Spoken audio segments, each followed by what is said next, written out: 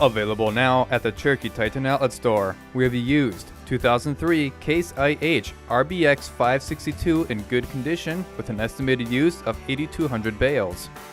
This baler produces 5x6 round bales, is powered by a 1000 RPM power takeoff with slip clutch, features a wide pickup with hydraulic lift, an electronic bale monitor with counter, Bale Kicker, and automatic twine wrap control.